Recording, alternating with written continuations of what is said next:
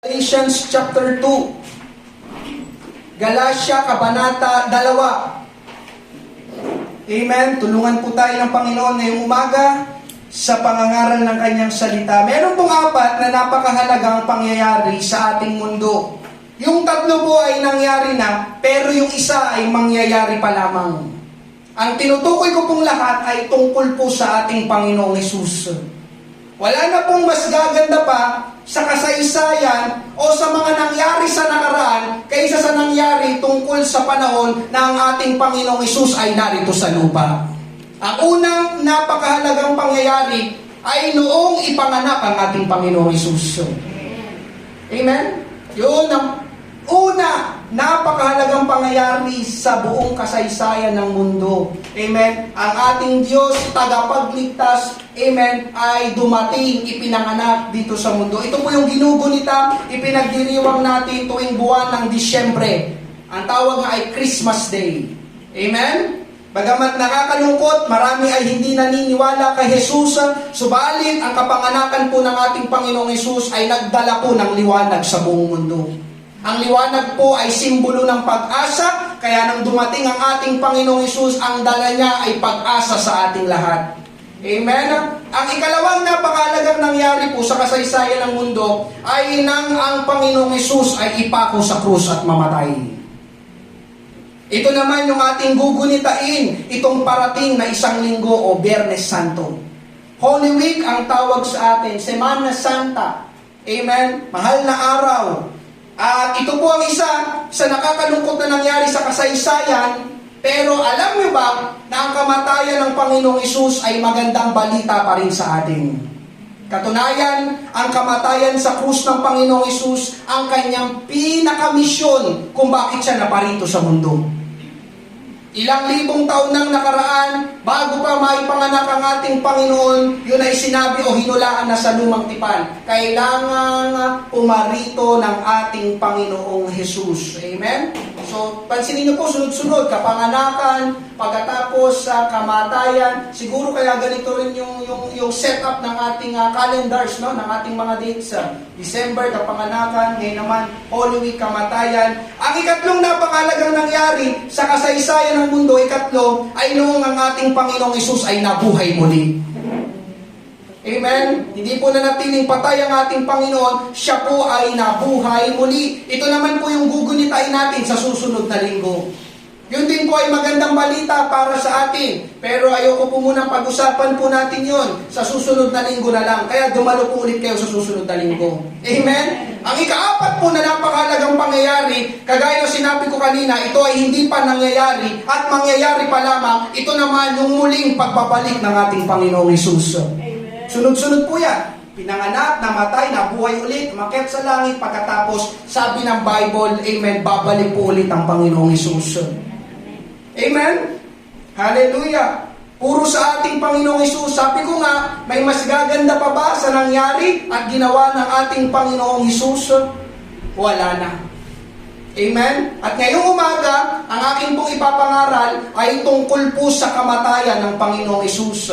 Dahil nga po Holy Week, itong parating na isang linggo, may nabasa po kong article, pero ito po ay naisulat pa noong 2012. Ang pamagat po ay, ito po ay sa ibang bansa, sa Amerika. Siguro po ay naisulat nila dahil merong mga turista na pumupunta dito. Ang pamagat po ay Good Friday in the Philippines. Ang pamagat po ng article. Ang sabi po doon sa article, tinagalog ko na lang, mula pa noong 1950s, ang mga kalalakihan ng Pilipinas ay may kakaibang tradisyon tuwing Semana Santa o bahal na araw. Ito ay lumago hanggang sa punto kung saan mula 50,000 hanggang 75,000 katao ang dumadalo bawat taon. Ang ritual na ito na umakay sa lahat ng mga turistang ito sa Pilipinas ay isang kakaiba at nakakatakot na pagsasadula ng Biyernes Santo, ng pagpapapako sa krus ni Jesucristo. Hinahayaan ng grupo ng mga lalaki na tinutukoy doon ang kanilang sarili bilang Kristo, na bubugbugin ng mga pamalo at latigo.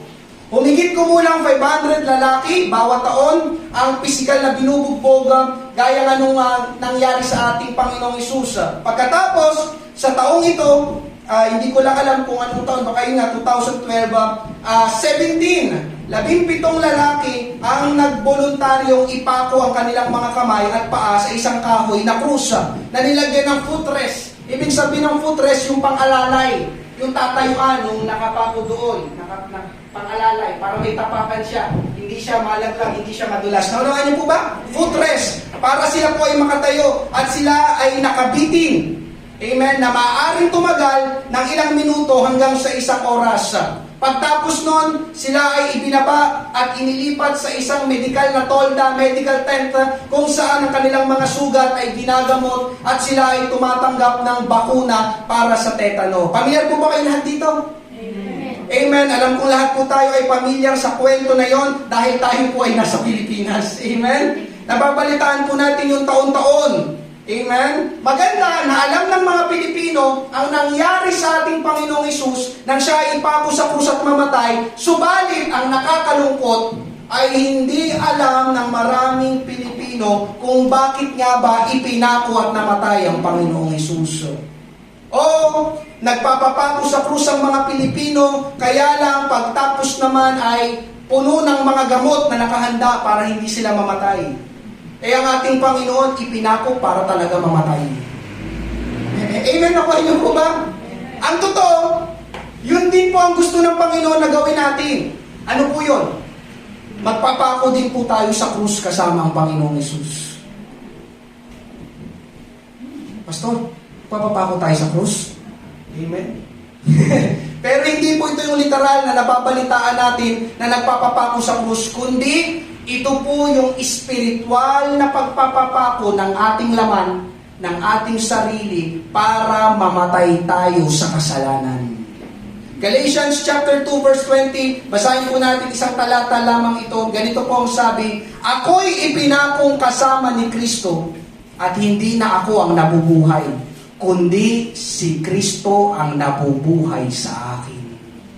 At ang buhay na ikinabubuhay ko ngayon sa laman ay ikinabubuhay ko sa pamamagitan ng pananampalataya sa anak ng Diyos na sa akin ay nagmahal, praise God, at nagbigay ng kanyang sarili dahil sa akin. Ang sabi sa English, sa NIV version, I have been crucified with Christ and I no longer live, but Christ lives in me. The life I now live in the body, I live by faith in the Son of God who loved me and gave Himself for me. Pagpalain ng Diyos ang pagkabasa ng Kanyang salita. Tayo po'y sumandaling manalangin. Panginoon Diyos, wala kaming magagawa sa oras na ito. Maliban na kami yung samahan, mangusap ka, Panginoon Diyos, maglagay ka ng kumbiksyon sa puso ng bawat isa. Pagpalain mo, Panginoon, ang pangangaral ng iyong salita. Magbukas ka ng mga puso't isipan, Panginoon Diyos. Maraming salamat. Ikaw, Panginoon, ay napako at namatay para sa aming lahat. Ito pong aming panalangin. Paunawa niyo po sa amin ang mensahe na nais mong ipabatid sa umagang ito. Ito pong aming panalangin sa pangalan ni Jesus. Lahat ay magsabi ng palakpakan po natin ang ating Panginoon. Praise God. Nang tanggapin po natin ang ating Panginoong Jesus, ay tinatanggap din po natin ang kamatayan niya at pagkabuhay na muli.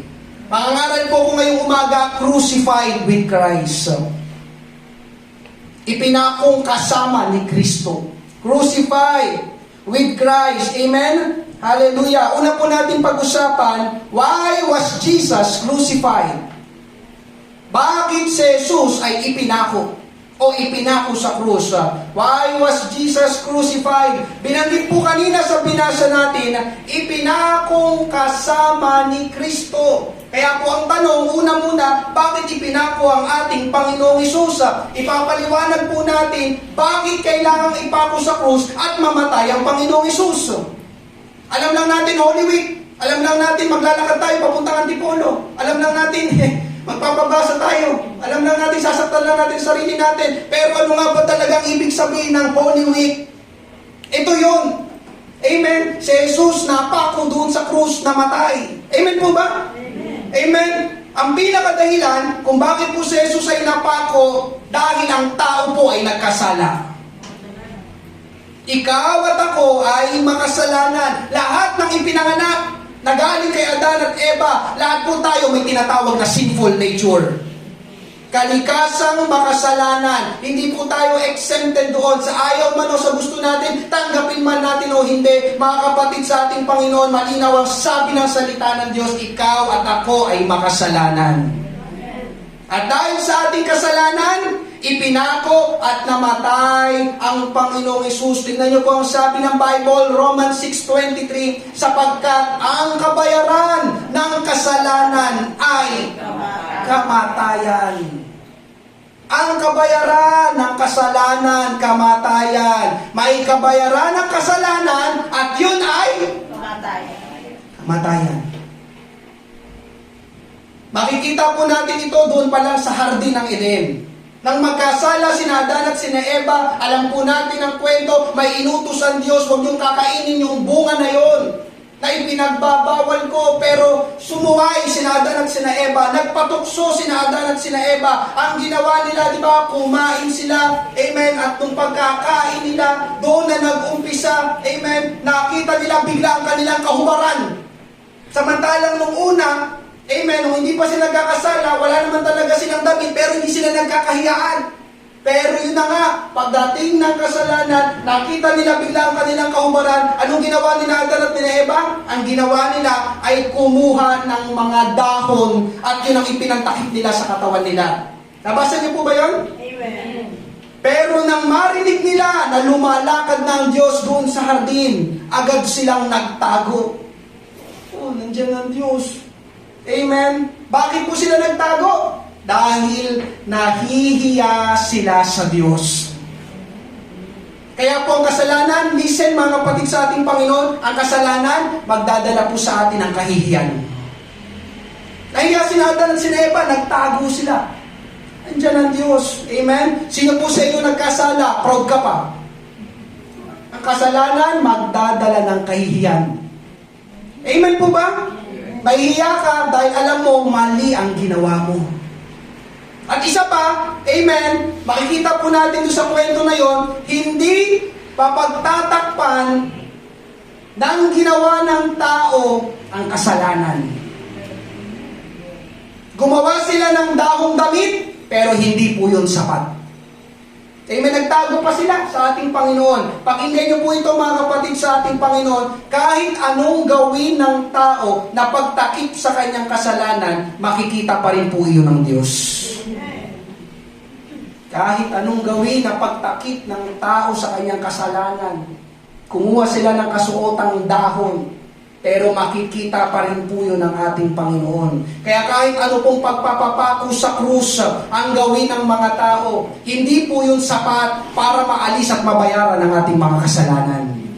Ulitin ko, kaya kahit ano pong pagpapapako sa krus ang gawin ng mga tao, hindi po yun sapat para maalis at mabayaran ang ating mga kasalanan. Amen?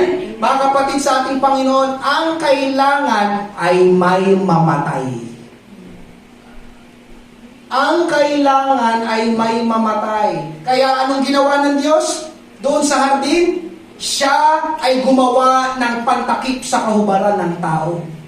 Nagpatay siya ng Diyos, nagpatay ang Diyos ng hayop. Genesis chapter 3 verse 21. Pagkatapos, gumawa ang Panginoon Diyos ng damit mula sa balat ng hayop para kay Adan at sa asawa nito. Una, nagkasala si Adan, nakita nila kaubaran nila, kumuha sila ng tao, ipinantakip sa kanilang sarili, pero nung nakita sila ng Diyos, hindi sapat yan. Adan at Eva, ang ginawa niya, gumawa siya ng kasuotang balat. Amen? Pero mga kapatid sa ating Panginoon, bago yun maging damit na kasuotan, may pinatay muna na hayop. Amen? Damit mula sa balat ng hayop, paano yung magiging damit? Kung buhay pa yung hayop, tama po ba? May pinatay ang Diyos agad doon pa lang sa hardin ng Eden. Amen? Bakit po ulit? Dahil ang kabayaran ng kasalanan ay kamatayan. Nakuha niyo po ba yung punto? Amen. Amen? Ganon din po, kapag binasa niyo po ang books of the law, Exodus, Leviticus, Numbers, ang inutos po ng Diyos para sa kabayaran ng kasalanan ay merong papatay na hayop. Ang tawag po ay sin offering. Leviticus 4:23-24. Kapag naipaalam na sa kanya ang kasalanan kanyang nagawa, siya ay magdadala ng kanyang handog, isang lalaking kambing na walang kapintasan. Ipapatong niya ang kanyang kamay sa ulo ng kambing at papatayin niya ito. Sa dakong pinagkakatayan ng handog na sinusunog sa harapan ng Panginoon, ito ay handog pang kasalanan. Amen? Ganito po ang kaugalian na inutos ng Panginoon na gawin ng mga Israelita. Ano yun? Kapag may kasalanan, may dapat mamatay. Amen? Sabi, kapag alam mo na yung kasalanan, yung lalaking nagkasala, magdadala siya ng lalaking kambing, walang kapintasan, ang gagawin niya, ipapatong niya ang kanyang kamay doon sa ulo ng kambing. Ang ibig sabihin nun, ang iyong mga kasalanan, inililipat mo doon sa hayop na yun, at siya ang papatay, iyahandog doon sa altar ng ating Panginoon. Malinaw, merong papatayin pa rin. Amen? Marami po may nagtatanong sa inyo, hallelujah, Pastor, bakit hayop? Bakit hindi tao? Grabe naman, amen? Ito po ay papapakita pa rin po ng pag-ibig ng Panginoon.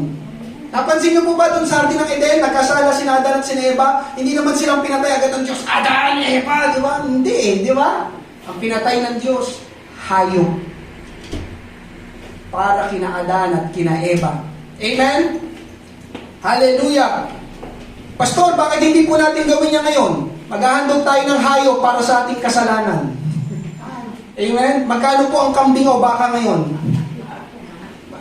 Kapag ipapagawa po natin ito ngayon, yung kaugalian po nila noon, tuwing linggo, naniniwala po ako maubos ang budget natin. Biruin niyo po, bawat isa sa inyo magdadala ng kambing o baka para ihandog sa Panginoon. Amen po ba? Tapos isa pa, mamamaho po tayo dito.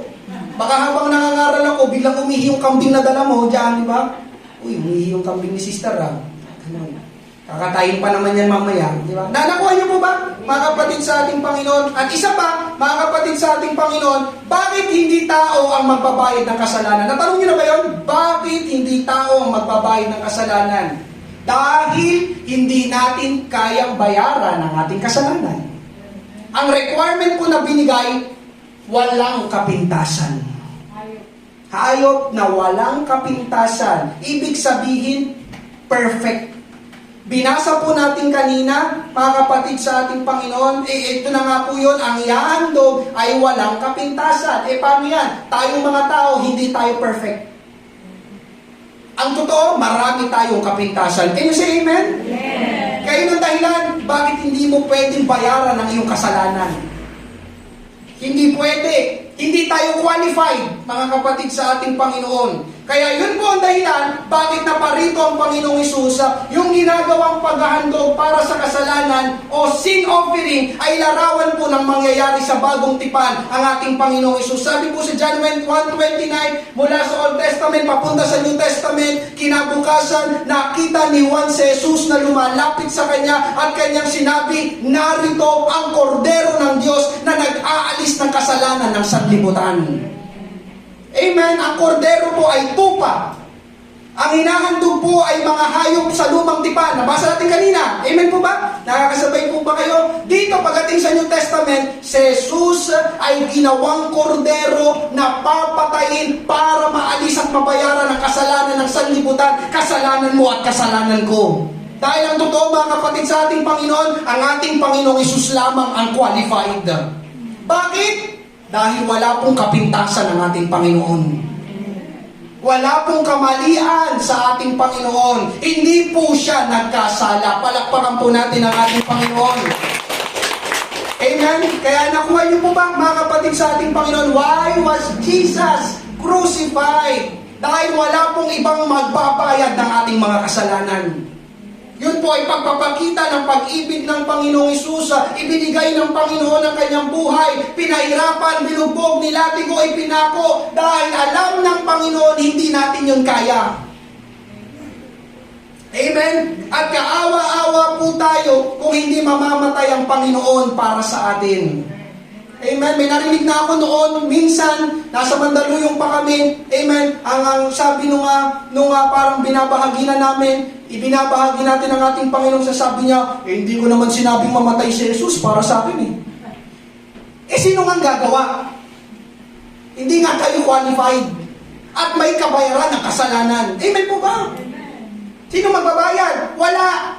Kaya po tanging ang Panginoong Hesus po ang gumawa lang po noon. At siya lang po ang makapag-aalis ng kasalanan ng sanlibutan. Kaya kailangan niya pong ipako sa krus at mamatay. Para malinis at mapatawad po tayo sa ating mga kasalanan. Can you say amen? Amen. Ang gusto ko pong makita po natin ngayong umaga ay yung bigat ng kasalanan. Ulitin ko, ang gusto ko pong makita natin ngayong umaga, yung bigat ng kasalanan. Marami po ang nagbabaliwala sa kasalanan, na ang kasalanan daw ay maliit na bagay lang. Mali. Hindi po yung totoo. Amen? Pakinggan niyo po ito, sin is a serious thing. Ang kasalanan ay isang seryosong bagay. Seryosong usapin. Biruin nyo, mga kapatid sa ating Panginoon, ang Diyos kailangan bumaba pa dito sa lupa, mamatay sa krus para bayaran ang ating mga kasalanan. Maliit na bagay lang ba yun? Maliit na bagay lang ba kasalanan? Ang Diyos kailangan bang bumaba dito sa katawan ng ating Panginoong Hesus, maghirap, ipako dun sa krus? Kaya po ang kasalanan ay hindi po maliit na bagay. Amen po ba? Amen. Kung ang kasalanan ay maliit na bagay lang po, hindi kailangang mamatay ng Panginoon at wala dapat mamamatay. Amen po ba? Kaya gusto ko pong makuha natin dito yung bigat, yung seryoso ng kasalanan. Amen? Pero dahil seryosong bagay at usapin sa Diyos ang kasalanan, ang kabayaran ay kamatayan. Biruin mo, ganun kaseryoso. Ang kabayaran, kamatayan. Ganun kaseryoso ang kasalanan. Amen po ba? Amen. Hallelujah. Meron po ako nabasa. Amen. Ang sabi doon, what is crucifixion? Ano daw yung pagpapapako sa krus? Amen? Isang doktor po ang nagbigay ng isang pisikal na paglalarawan. Tinagalog ko na lang din po. Amen? Medyo malalalim yung mga terminologies na ginamit. Amen? Mga pang-medical, pang-doktor. Ang sabi daw po, yung crucifixion, ganito po yung kanyang paglalarawan, ihahagis ang tao doon sa kahoy, o yung kahoy na krus, at habang ang tao ay nakahiga doon sa kahoy, kukunin ng isang braso, tsaka pupukpukin ng makapal na bakal na pako sa pulso ng isang kamay, palubog o padiin sa kahoy. At ganun din ang gagawin sa isang kamay. Pagtapos, ang kaliwang paa ay idiniin pa atras sa likod ng kanang paa. Yung nakaganito siguro. At habang ang dalawang paa ay naka-extend, isang makapal na bakal na pako ang itinutusok sa paa. Na ang mga tuhod ay nakabaluktot. Nakapako na ngayon ang tao. At kapag itinayo na ang kahoy na krus, walang nakaalalay sa mga kamay at paa nito. Walang footrest. Katulad ng mga ginagawa ng mga Pilipino, o chinecheck niya muna, may footrest ba yan? Para kapag itinako na ako doon, may aalalay sa paa. Ang totoong crucifixion daw, walang nakaalalay. Yung parang yung aalalay na makatayo ka ng maayos. Amen? Ang sabi pa dito ay itinutulak ng taong nakapako ang sarili pataas upang maiwasan ang lumalaking paghihirap nito. Inilalagay ng tao ang buong bigat sa pako sa pamamagitan ng kanyang mga paa. Yung buong bigat nandun sa paa sa pako. Muli niyang mararamdaman ng matinding paghihirap ng pako na pumupunit sa mga ugat sa pagitan ng mga buto ng kanyang mga paa. Habang ang mga braso ay nangangalay at pagod, yung pulikat o cramps ay dumadaloy sa mga kalamnan na nagbubuhol sa malalim, walang humpay, pumipintig na sakit. Ang sabi pa ay pinipilit niyang iangat ang sarili para makahinga ng kahit isang maliit na hininga. Mga kapatid sa ating Panginoon, na-imagine niyo po ba yun? Yung crucifixion. Amen? Hindi malaman ng taong nakapako sa krus ang gagawin niyang pwesto. Ito po kasi ginagawa sa panahon ng ating Panginoon. Yun yung kanilang death penalty noon. Amen? Dahil ang nagpapanatili lang para siya ay makatagal na nakalambitin ay yung pako na nakatusok sa paa. Walang footrest. Kaya pag gusto niyang gumalaw, mararamdaman niya yung pako nakatusok sa kanya, sabi kaya na pumupunit sa kanyang mga laman, sa kanyang mga buto, konting galaw. Hindi niya alam kung anong gagawin niya para maging komportable siya. Amen? At ayun nga po, tapos alam po natin, tuloy-tuloy ang pagdaloy palabas ng dugo. Tuloy-tuloy po ang pagdaloy ng dugo doon. Mula sa panghampas na tinanggap niya, tapos kinoronahan pa siya ng tinik na hinahabol pa ang kanyang hininga sa sobrang sakit. Mga kapatid sa ating Panginoon, inilagay ko po ito dahil ganun po ang dinanas ng Panginoong Hesus nang siya ay ipako sa krus. Pero hindi po natin yung makita, hindi po natin yung nakita o naramdaman dahil pag binabasa po kasi natin ang Bible, ang sabi lang ng Bible, siya ay ipinako sa krus. Ganun lang.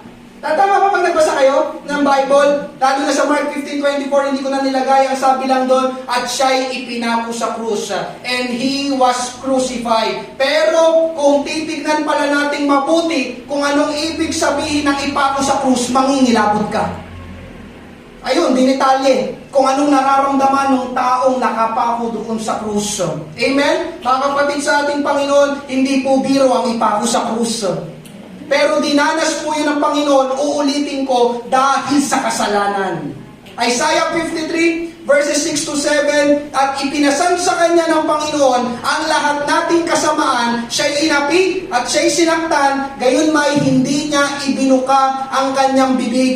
Gaya ng kordero na dinadala sa katayan at gaya ng tupa na sa harapan ng mga manggugupit sa kanya ay pipi. Kaya hindi niya ibinuka ang kanyang bibig. Mga kapatid sa ating Panginoon, ito po'y larawan ng ating Panginoong Hesus. Parang kinatay ang Panginoong Hesus na gaya ng tupa. Kaya sa tuwing magkakasala po tayo, isipin mo ang ginawa ng Panginoon na paghihirap doon sa krus. Amen po ba? Namatay po si Jesus para bayaran po ang ating mga kasalanan at hindi po siya namatay para gumawa lang po tayo ng gumawa ng kasalanan. Amen? At ito pong magdadala sa atin sa second point, being crucified with Jesus. Tayo'y ipakong kasama ni Jesus. Amen? Namatay si Jesus dahil sa ating kasalanan at yun din po ang gustong mangyari ng Panginoon sa atin. Ano po yun? Tayo ay mamatay din sa ating mga kasalanan. Amen? Galatians chapter 2 verse 20, ako'y ipinakong kasama ni Kristo. Ako'y ipinakong kasama ni Kristo. Amen? Ang ipinapako po sa krus ay namamatay. Amen? Nang tanggapin po natin si Jesus sa ating buhay, tinatanggap din po natin ang kamatayan ng Panginoon. At yun po ay kamatayan sa ating kasalanan, sa ating masamang pita ng laman, na tayo po ay hindi na mamumuhay at mananatili pa sa kasalanan. Amen? Bakit po dapat tayong mapako at mamatay ang kasalanan sa atin? Bakit po? Dahil wala pong magandang maidudulot ang kasalanan po sa atin. Alam po ng Panginoon na sisirain lang ng kasalanan ang buhay natin. Wawasakin ang pamilya natin, papatayin ang kalusugan natin, palalabuin ang pangarap at kinabukasan natin. Yun po ang ginagawa ng kasalanan. Amen po ba? Amen. Meron po kaming kilala ni Rolin, isang lalaki na may asawa, nakipag-chat sa isang dalaga. Nagkamabutihan sa chat, bago lang, ito lang, kilalang-kilala namin ni Rolin. Nagkamabutihan sa chat, tapos nagsimulang magkita, kalaunan, may nangyayari na doon sa dalawa na hindi naman dapat mangyari. Ang tawag doon, kasalanan. Ulitin ko, ang tawag doon, kasalanan. Ang tawag doon, immoral. Ano sabi ng Bible? Amen po ba? Amen. Nahuli sila ng asawang babae. Nahuli sila. Naiwan yung cellphone. Laging bit-bit ng lalaking cellphone kahit naliligo. Doon pa lang. Amen? Sa mga may asawa dito, kapag yung mister mo ayaw bitawin yung cellphone, magduda ka na. Totoo yun. Bakit? Ako yung cellphone ko, minsan tinatanong ko pa yung Rolin, nalilimutan ko sa mo nilalagay. Cellphone ko, huling ko. Nandun pala ito sa kwarto. Ganun yun kapag wala kang tinatago. Amen po ba? Amen. Nahuli sila ng asawang babae, nagalit yung babae. Nung una ay pinalayas niya sa bahay nila yung lalaki. Hindi ko alam kung ano nang nangyari ngayon. Alam niyo po ba ang nakakalungkot pa? Yung mag-asawa na yon, may isa silang anak. At ngayon, 6 na buwan na buntis yung kanyang asawang babae. Nandiyan pa ba kayo? Amen. Pero nagawa yun ng asawang lalaki sa kanyang misis. Kaya mga kapatid sa ating Panginoon, sisirain talaga ng kasalanan kahit ano. Lalo na ang pamilya, yan ang unang puntirya ng kasalanan. Sirain ang pamilya. Amen? Kaya hindi po tayo pwedeng makipaglaro sa kasalanan. Can you say amen? Amen. Kapag nakipaglaro ka sa kasalanan, ikaw lagi ang talo. Amen? Opo, tumanggap na tayo sa Panginoong Hesus, pero hindi po ibig sabihin no, na hindi na po tayo magkakasala. Tayo po ay nabubuhay pa rin sa katawang lupa. Kaya nga, yun po ang dahilan kung bakit gustong ipapako ng Panginoon sa krus yung ating laman. Yung masamang pita ng laman, dahil po ang ating laman ay nakadikit sa ating kalikasang makasalanan. Ang hahanapin po lagi ng ating laman ay yung mga bagay at gawain na laban sa Diyos.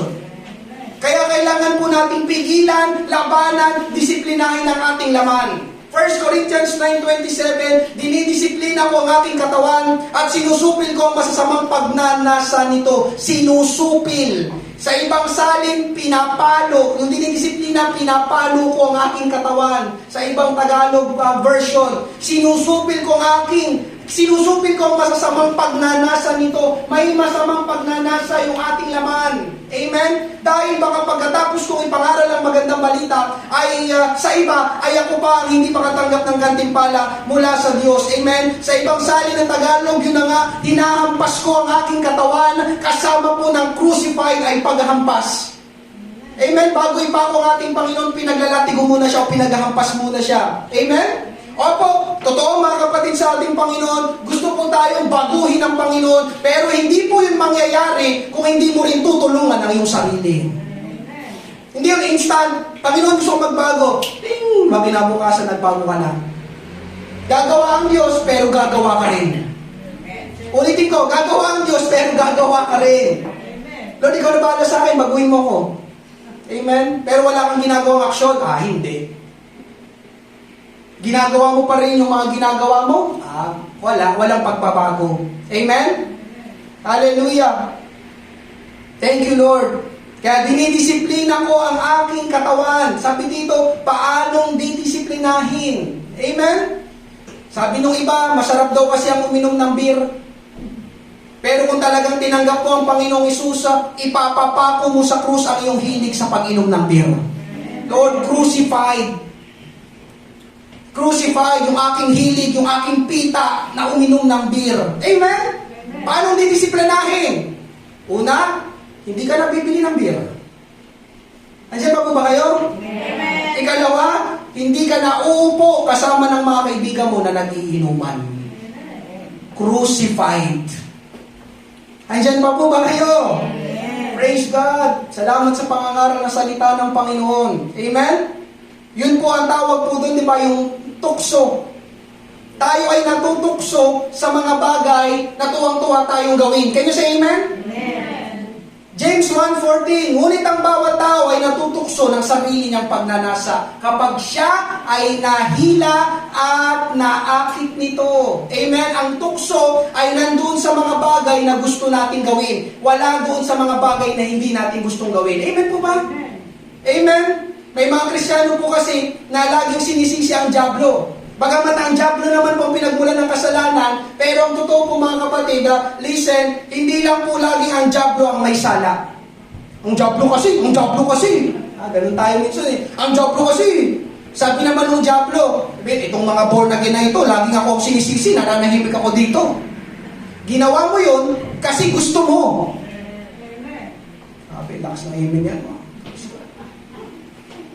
Ginawa mo yun kasi gusto mo yun. Sabi ng dyablo, oy, wag mo ko ituro sa akin. Ginawa mo yan kasi gusto mo yan. Amen. Diyan pa po ba kayo? Amen. Salamat sa mga pangaral, no? Praise God. Hallelujah. Oo, tinukso ka, pero nagpatukso ka. Praise God. Kaya ipapapako sa krus, papatayin natin yung pagnanasa na gumawa ng kasalanan. Tatanggihan mo ang hilig o pita ng iyong laman. Amen po ba? Amen. Amen? O baka sa mga kapatiran nandito, lalo sa mga lalaki, baka may porno ka pa sa cellphone. Ba? I-delete mo na yan sa cellphone mo. Sabi ko, i-delete mo na yan sa cellphone mo. Sabi ko, i-delete mo na yan sa cellphone mo. Ipapapako natin sa krus. Amen? Ang kalaswaan, ang iyong mata. Amen po ba? Amen. Amen po ba? Amen. Pastor, ang tigas ng preaching mo ah. Maganda, amen? Kaya may Holy Week dahil dito. Alam niyo po ba yan? Kaya may Holy Week dahil po dito. Kung ikaw ay palamura pa rin, palasagot sa magulang, ipapako natin sa krus yung ating bibig. Amen? Kung ikaw ay mahilig mangupit, ipapako natin sa krus yung malikot nating kamay. Amen? Grabe naman, ang higpit naman. Amen, hindi po, sinungaling po ang dyablo. Gusto niyang, amen, pababawin ang pagtingin natin sa kasalanan. Pero ang Diyos, mga kapatid, hindi po nagbabago ang pagtingin sa kasalanan. Ang kasalanan, kapag hindi ipinako sa krus, patuloy itong maghahari sa ating buhay. Kaya po gusto ng Diyos na makita natin ang kasalanan gaya ng pagtingin niya dito. Amen? Sabi po dito, may nakasulat, what is sin? Isang manunulat ang nagsulat ng ganito. Ano ang kasalanan? Ang tawag ng tao dito ay aksidente. Hindi. Ang tawag ng Diyos sa kasalanan, kasuklam-suklam. Ang tawag ng tao dito ay depekto. Pero ang tawag daw ng Diyos sa kasalanan, isang karamdaman. Isang sakit na pwede mong ikamatay. Sino pong naniniwala? Maraming namamatay sa kasalanan. Amen? Amen? Man, calls it an error. Ang tawag daw ng tao dito ay pagkakamali. Pero ang tawag daw ng Diyos sa kasalanan, pakikipag-alit, pakikipag-away sa Diyos. Enmity. Ang tawag ng tao ay liberty, kalayaan. Di ba ganun sa panahon natin? Gagawin ko to kasi malaya kami. Itong Pilipinas, di ba? Malayang bansa. Kaya gagawin ko kung anong gusto kong gawin. Pero yung ginagawa nila, kasalanan. Ang tawag ng Diyos, God calls it lawlessness, kasamaan. Amen? Sabi pa, man calls it a trifle. Ibig sabihin ng trifle, maliit na bagay. Pero ang Diyos, ang tawag niya, calls it a tragedy, trahedya, kasalanan. Yung kinuwento ko sa inyo kanina, trahedya yun. Yung asawa, na nangalun niya sa dalaga, trahedya yun. Amen? Man calls it a mistake, nagkamali lang. Hindi. Ang tawag ng Diyos ay isang kabaliwan, madness. Kasalanan. Man calls it a weakness. Di pa, no, pastor, kasi mahina lang talaga ako sa bagay na yun. God calls it willfulness. Yun nga, ang tawag ng Diyos doon ay kusa. Ginusto mo. Amen po ba? Pakinggan mo ito, mga kapatid sa ating Panginoon. Hanggat nabubuhay ka sa kasalanan, hindi mo matanggihan ang masamang hilig ng iyong laman, hindi malulugod ang Diyos sa iyo.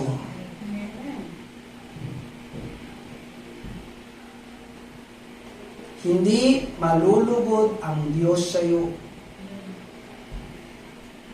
Tandaan po natin, namatay si Jesus para bayaran ang kasalanan natin. Kaya gusto ng Panginoon na maalis sa atin na hindi na tayo mamuhay pa sa pagkakasala. Amen po ba? Amen. Hallelujah. Ang tanda po na tayo ay tunay na tumanggap sa Panginoong Hesus. Tanda na nasa ating buhay ng Panginoong Hesus. Alam niyo po ba yung mga tanda na nasa ating buhay ng ating Panginoon? Namumuhay na po tayo. Namumuhi na po tayo sa kasalanan. Ibig sabihin nung namumuhi, yung nagagalit ka na, nandidiri ka na sa kasalanan. Hindi na tayo namumuhay sa kasalanan. Tignan niyo po, babasahin natin, napakaganda. 1 John 3:5, verse 6 hanggang 9. Alam ninyong si Kristo na walang kasalanan, praise God, walang kasalanan ng ating Panginoong Hesus, sabi ng Bible. Amen po ba? Amen. Ay naparito sa mundo upang alisin ang ating mga kasalanan. Ang sino mang nananatili kay Kristo ay hindi na nagpapatuloy sa kasalanan.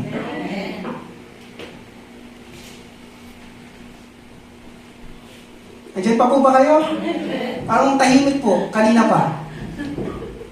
Ang sino mang nananatili kay Kristo, hindi na nagpapatuloy sa kasalanan. Ang nagpapatuloy sa kasalanan ay hindi pa nakakita o nakakilala sa Kanya.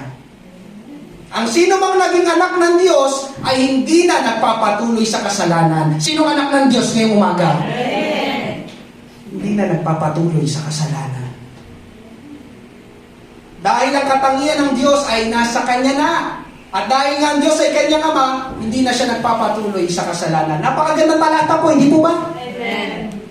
Kung sa pool, di ba? Talagang direkta ang Bible, praise God. Kaya kahit anong gawin ng mga tao, amen, na pagpapapako sa krus, sa bernes, amen, pero kung pagtapos naman nun, gagawa ulit sila ng kasalanan, wala pa rin. Kaya kahit anong ganda ng boses, amen, ng mga Pilipino sa pabasa, pero kung pagtapos naman nun, magsasalita naman sila ng mga hindi kaaya-aya, wala pa rin. Amen? Ang sino mang tumanggap na sa Panginoong Hesus, nagpapapako na ng kanyang dating buhay. Yung buhay na kontrolado ng masamang pita ng laman na nabubuhay sa pagkakasala, pinatay na yon. Amen po ba? Hallelujah! Pero paminsan, yun nga po, nabubuhay muli yung ating dating pagkatao, yung ating old sinful nature, pero wag po tayong pumayag na maging sunod-sunuran po ulit sa kasalanan, pinalaya na po tayo ng ating Panginoong Hesus. Palakpakan po natin ang ating Panginoon. Yun po ang kanyang pinakamisyon, pinakalayunin, bakit siya naparito sa lupa, bakit siya ipinako sa krusa, kung bakit may inaalala tayo na mahal na araw. Mahal talaga yung araw na yon. Bakit? Dahil hindi kayang tumbasan ng anumang halaga ng salapi ang pagkamatay ng ating Panginoong Hesus. Amen? At bilang kapalit, dapat din po natin ipako ang ating kalikasang makasalanan sa krus. Crucified with Jesus. Pangatlo, panghuli, ngayong umaga, living for Jesus. Namumuhay kay Jesus. Namumuhay para sa Panginoon. Dahil pinatay na natin ang ating lumang pagkatao, masamang pagnanasa ng kasalanan, makakapamuhay na po tayo para sa Panginoong Jesus. Subalit, hanggat hindi pa namamatay ang kasalanan sa atin, hindi po natin magagawang mamuhay para sa Panginoon. Contradict po yun. Amen po ba? Galatians 2:20, ang ating main text, ako'y ipinakong kasama ni Kristo at hindi na ako ang nabubuhay, kundi si Kristo ang nabubuhay sa akin. Gandang verse. At ang buhay na ikinabubuhay ko ngayon sa laman, ikinabubuhay ko sa pamamagitan ng pananampalataya sa anak ng Diyos na sa akin ay nagmahal at nagbigay ng kanyang sarili dahil sa akin. Amen? Tanong ngayong umaga, sino na ang nabubuhay sa atin? Ang kasalanan? Ang kaaway? O ang Panginoong Hesus? Alam nyo, mga kapatid sa ating Panginoon, hallelujah, ito po ang pinakalayunin, pakinggan nyo po ito po ang pinakalayunin ng mabuhay dito sa lupa. Ang mabuhay para sa Panginoon. Yun po ang pinakalayunin, pinakagod ng tao. Ang mabuhay para sa Panginoon. Amen? May commercial noon ng isang kumpanya ng kape dito sa Pilipinas at ang sabi doon sa commercial, para kanino ka bumabangon? Alam po ba yung commercial na yun? Para kanino ka bumabangon? Na para bang sinasabi ng commercial na yun na para kanino ka nabubuhay? Tama lang na bumangon tayo para sa ating pamilya. Amen? Kasi kung hindi tayo babangon, magugutom tayo. Tama po ba? Nabubuhay tayo para sa ating pamilya, nabubuhay tayo para sa ating sarili, nabubuhay tayo para sa ating mga pangarap. Subalit wag po nating kalimutan na meron pang mas mataas kaysa sa mga bagay na yon at yun ay ang mabuhay para sa ating Panginoon. Lalo na tayong mga iniligtas ng Panginoong Hesus. Amen? Nakalagay po dyan sa harapan, living for Jesus must be our highest aim in this life. Living for Jesus, ang mabuhay sa ating Panginoong Hesus. Amen? Dapat must be ang pinakamataas na ating layunin sa ating buhay dito sa lupa. Amen po ba? Amen. Binayaran ng Panginoon ang ating mga kasalanan. Amen? Kaya ang Panginoon na po ang nasa ating buhay. Amen? Kahit sa akin personally, kaya nabubuhay na po ako para sa Panginoon. Amen. Hindi lang po ito para sa mga nagpapastor, ito po ay para sa lahat ng mga tumanggap sa ating Panginoong Hesus na binayaran niya ang inyong mga kasalanan. Amen? Itinigil ko po ang pag-iinom ng alak dahil si Jesus nang nabubuhay sa akin. Itinigil ko na po ang pagmumura dahil si Jesus na ang nabubuhay sa akin. Itinigil ko na po ang pagsisinungaling dahil si Jesus nang nabubuhay sa akin. Dumadalo ako palagi sa gawain dahil si Jesus lang nabubuhay sa akin. Nagbibigay ako dahil si Jesus na ang nabubuhay sa akin. Nagpupuri ako ng mga awitin sa Panginoon dahil si Jesus na ang nabubuhay sa akin. Amen? Umahayo kami, tumutugtog, nangangaral ako dahil si Jesus na ang nabubuhay sa akin. Kamusta tayo, mga kapatid sa ating Panginoon? Kamusta ka? Kamusta ka? Si Jesus na rin ba ang nabubuhay sa iyo? Ito ang nakakamangha sa Panginoong Hesus. Kahit alam niyang marami ang magbabaliwala at tatanggap sa Kanya, namatay pa rin siya para sa lahat. Diba? Nakakamangha yun, diba? Yung pag-ibig ng ating Panginoon, alam niya, pagdating ng araw, maraming tatanggi sa Kanya. Pero dahil sa dakilang pag-ibig ng ating Panginoon, namatay pa rin siya para sa ating lahat. Amen? Hallelujah! Thank you, Lord. Pero tayo po na nakakapakinig ng salita ng Panginoon, kung tunay na tinanggap natin ang Panginoon sa ating buhay, mamumuhay po tayo para sa Kanya. 2 Corinthians 5:15, napakagandang talata din po. Amen? Ito po yung panghuling verse, 2 Corinthians 5:15, namatay siya, si Jesus para sa lahat. Bakit? Para ang lahat ng nabubuhay ngayon ay hindi na mamumuhay para sa sarili. Napakalinaw po ulit, tama po ba? Kundi para sa Kanya na namatay at nabuhay para sa kanila. Praise God. Namatay si Jesus para sa lahat, para ang lahat ng nabubuhay ngayon ay hindi na mamumuhay para sa sarili. Ito po ang kalooban ng Panginoon, namatay siya para hindi tayo mabuhay para sa ating sarili, kundi para na sa Panginoon na nagbigay ng Kanyang buhay para sa atin. Amen? Hallelujah! Sa akin pong pagtatapos ngayong umaga, meron po akong isang tanong. Suriin mo ng mabuti, tignan mo ng mabuti ang iyo ring sarili. Amen? Ito po yung tanong. Sa aking mga ginagawa ngayon sa aking buhay, sa aking mga ginagawa ngayon sa aking buhay, dapat ba namatay pa si Jesus para sa akin? Lord, yung ginagawa ko ba ngayon, karapat-dapat ba yung kamatayan mo? Dapat ba namatay ka pa sa akin?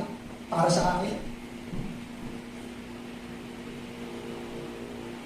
Nandiyan pa po ba kayo? Amen? Kaya hindi ko po ikinahihiya ang Panginoon. Hindi ko ikinahihiya na inibig, binago, niligtas ng Panginoon ang buhay ko. May kagalakan po ang mabuhay para sa Panginoon. Amen po ba? Yes, namatay si Jesus, pero ito lang kasi yung ating pinakaunang alam. Namatay si Jesus, bakit? Para bayaran ang aking mga kasalanan. Pero dito, amen, meron tayong nakakalimutan na katotohanan din mula sa salita ng Panginoon. Namatay si Jesus, hindi lang para bayaran ang ating mga kasalanan, kundi namatay din si Jesus para tayo ay mamuhay na para sa Kanya. Amen? Living for Jesus. Amen? Mamuhay na sa Kanyang plano, mamuhay na sa Kanyang kalooban. Praise God. Mga kapatid, anong pumipigil para hindi mo payagan ng Panginoon na kumilos sa iyong buhay? Huwag nating baliwalain ang pagkamatay ng Panginoong Hesus doon sa krus. Amen. Mahal ka ng ating Panginoong Hesus. At nais niya na ang buhay mo ay huwag masayang. Paano yan hindi masasayang? Ipamuhay mo yan para sa ating Panginoong Hesus. Living for Jesus. Amen? Tayo po'y magsiyuko lahat ngayong umaga. Salamat sa ating Panginoon. Crucified with Christ. Thank you, Lord. Thank you, Jesus. Panginoon, patuloy kang mangusap sa aming kalagitnaan. Salamat, Panginoon Diyos, sa iyong ginagawa sa amin. Salamat, Panginoon, patuloy mong ipinapaalala sa amin ang dahilan kung bakit ikay napako at namatay, Panginoong Hesus. Salamat, Panginoon Diyos, sa iyong mga salita ngayong umaga. Hallelujah. Kung magbabakasakali, kung meron man po sa ating kalagitnaan, hindi mo pa tinanggap si Jesus sa iyong buhay, ito ang pinakadahilan kung bakit merong mahal na araw dahil mahal ka niya, kaibigan, kapatid sa Panginoon. Amen. Kailangan mo siya ngayong umaga, tanggapin mo siya. Siya lang ang tanging makapagpapatawad, makapaglilinis ng iyong mga kasalanan. Amen. Siya ang napako doon sa krus. Walang ibang napako doon kundi si Jesucristo lang. Thank you, Lord. Meron po ba ngayong umaga, hindi mo pa tinatanggap si Jesus sa iyong buhay? Ito ang napakagandang pagkakataon. Hallelujah, praise God. Kung wala po, amen, tayo po ay dadako po sa isa pang pinakamahalagang gawain, ang altar call. Praise God, ikaw, saan mang bahagi ng pangangaral, kinausap ka ng ating Panginoon. Hallelujah, meron pang mga bagay sa ating buhay na hindi yung kalooban ng Panginoon, subalit hindi natin mapagtagumpayan, humingi ka ng tulong sa Panginoon na ipapako natin yan doon sa krus. Hallelujah. Lord, tulungan mo akong makalaya sa gawain ito. Namatay ka para sa akin. Namatay ka para ako'y makapamuhay sa iyo, Panginoon. Hallelujah. Binubuksan mo pong altar. Manap ka ng lugar na iyong papanalanginan. Kausapin mo ang ating Panginoon. Hallelujah. Thank you, Lord. Thank you, Jesus. Praise God. Praise your holy name. Jesus, we praise you, we worship you. Salamat, Panginoon Diyos, dakila ka, aming amang banal, Panginoon, tulungan mo kami, patawarin mo kami, O Diyos, sa aming mga nagawang karumihan, kasalanan. Tulungan mo kami na mapagtagumpayan, Panginoon Diyos, ang bagay, ang gawain na ito. Hallelujah, ikaw ay namatay, Panginoon, sa isang seryosong bagay na ito, na kasalanan, Panginoon. Lord, tulungan mo kami na makapamuhay na hindi lang para sa aming sarili, kundi para sa iyo, Panginoong Jesus. Hallelujah. Thank you, Lord. Thank you, Jesus. You are worthy to be praised. Pagpalain ang iyong pangalan, Panginoon, dakila ka. Thank you, Lord. You are not a God that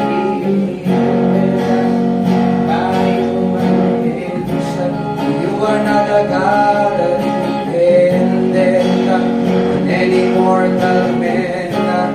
You are not a God in need of anything we can give by your hand. That's just the way it is. You are God alone from before time began.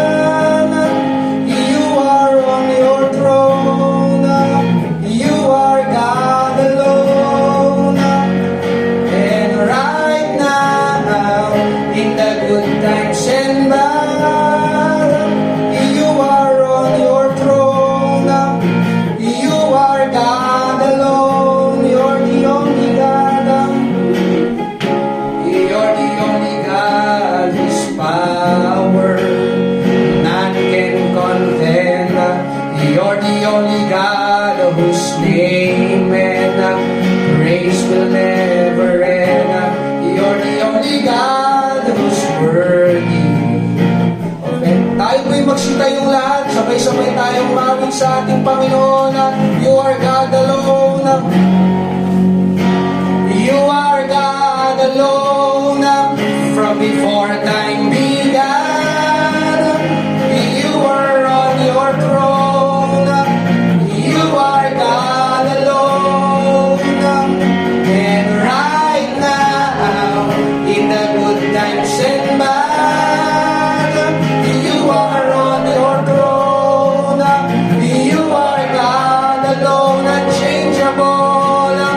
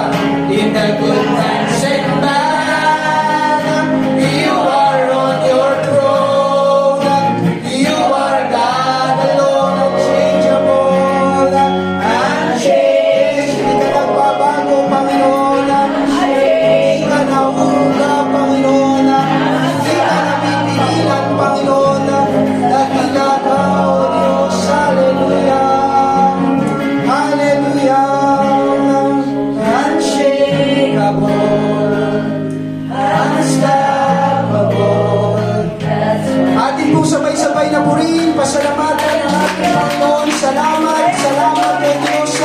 Napakabuti mo sa amin na ikaw ang aming pinupuri, ikaw ang aming sinasambad, ang pinakaw, Diyos, aming amang banal. Salamat sa iyong patuloy na pagtutuwid sa amin, Panginoon Diyos.